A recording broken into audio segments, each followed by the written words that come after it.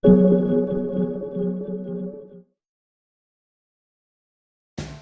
2017. aastal proovisime Isuzu D-Maxi, oli see kõige primitiivsem kastikas, mida oleme eales kohanud.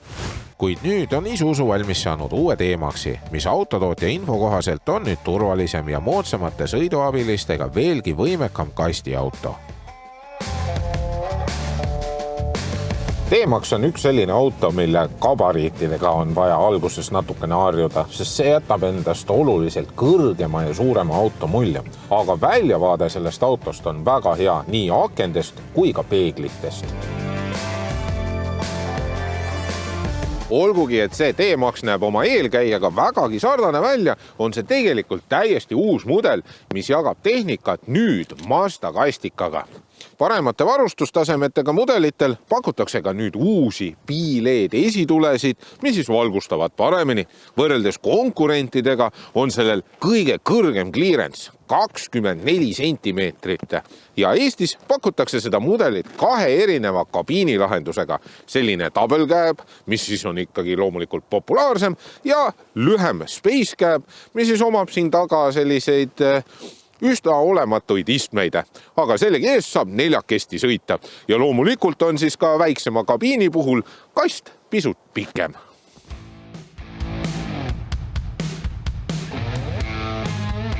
Maastikul sõidab D-Max ülimalt hästi, vedrustus on mõnus, see ei põrka väga palju ja ainult trepisteel on natukene sellist võdinat tunda, aga see on selliste autode puhul paratamatus.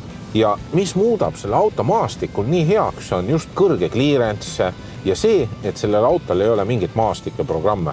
Sa lihtsalt lülitad kas siis aeglusti sisse, mis lülitab välja absoluutselt kõik ABS-id, veojõukontrollid, stabiilsusjõukontrollid ja siis saad ka veel lülitada tagasilla tihvriluku sisse.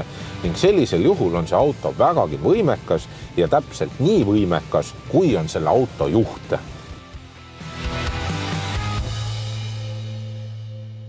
Väiksema kabiiniga on kasti pikkuseks 1,8 meetrit. Sellise suure kabiiniga mudeli puhul on pea 1,6 meetrit kasti pikkuseks. Laiuseks on 1,5 meetrit ja koobaste vahel on siis laiuseks 1,1 meetrit. Kandevõimeks lubatakse pisut üle 1000 kilo ja kui tahad aagist vedada, siis isegi kuni 3,5 tunnist aagist võid selle autoga vedada. D-Maxile pakutakse ühte 1,9 liitrist 4-silindrilist diiselmootorit, millel 120 kilovatti ja 360 newtonmeetrit. Valida saab 6-käigulise manuaal või 6-käigulise automaatkasti vahel ning kõikidel mudelitel on lülitatav aeglustiga nelikvedu ning lülitatav tagadiferentsiaali lukke.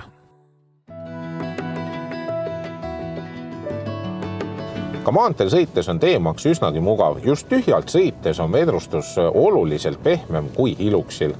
See diiselmootor on vägagi lineaarne ja rahulik. 0-100 umbes 14 sekundit. Tehas seda ei avalda, aga erinevad väljaanded on seda just sellise numbriga väljendanud. Aga see diiselmootor on üsna lärmakas, kui gaasipedaali peale vajutada. Nii kui natukene gaasi annad, siis see teeb sellist häält nagu üks vanakooli diiselmootor. 6-käiguline automaatkast on hästi sujuv ja kohati jätab sellise libistava mulje nagu variaatorkaste. Aga samas on see hea, näiteks kui sa maastikule lähed, siis minu kogemus näitab seda, et just sellised sujuvad käigukastid annavad võimekust juurde. Keskmiseks kütuse kuluks lubab tehas 9,2 liitrit 100-le. Mina sain oma tavapärasel ringil 9,5 liitrit 100-le. D-Maxi tagaistmele rolimine ei ole just lühematele inimestele kõige mugavam, kuna see auto on lihtsalt niivõrd kõrge. Aga kabiini osa on tegelikult üsnagi mahukas. Pearuumi nüüd siin küll väga palju ei ole, pea on vastu lage, aga jalaruumi on küll, aga iste on pehme, käetugi on olemas, taskud on olemas. Siia seljatoe taha saab hästi peenikseid asju panna ja siia istme alla on ka võimalik mõned asjad ära peita. Lisaks on mul ka siin olemas selline konks ja üks USB-pesa ja 2 väikest laegast ka veel.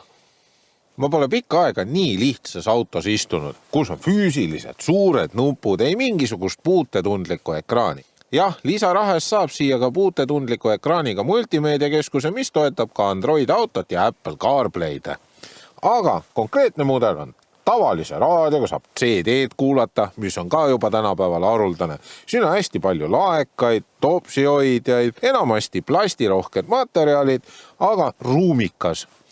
Lisaks on nüüd uuendusena see olemas, et seda rooli on võimalik ka pikki suunas reguleerida, mis muudab sõiduasendi oluliselt paremaks. Istmed on samuti pehmed nagu tagagi, aga suuremad inimesed tahaksid võib-olla natukene laiemaid istmeid. Need uued elektroonilised juhi- ja sõiduabilised, mis siia peale on tulnud, töötavad kuiva ilmaga väga hästi. Aga kui on natukene niiskust, siis siin peegli taga olevad kaamerad ei taha hästi toimida, kuna see läheb kas siis uduseks sealt eest või midagi ja siis ta lülitab neid lihtsalt välja. Ja kui ta välja neid lülitab ja sul on juhuslikult lülitatud sisse automaatne kaugtuled lülitus, siis ta lülitab ka automaatselt kaugtuled eessõitjale näkku. Seega ei ole see just kõige mugavam lahenduse. Aga just tänu nendele ohutusabilistele on see auto saavutanud ka Euro NCAPis 5 ohutustärni. D-Maxi baashinnaks on 30 000 eurot ehk siis võrdväärne Toyota Hiluxiga. Aga selline keskpärase varustusega, kus ei ole isegi nahast roolikatet, maksab umbes 37-38 000 eurot. Kõrgevõitu hind ning kohati tõrkuvad juhiabilised panevad D-Maxi, Rangeri ja Hiluxi kõrval mõneti keerulisse seisu. Aga sellegipoolest on Isuzu D-Max üks võimekas tööauto, mis sõidab ka kehvemal maastikul väga hästi.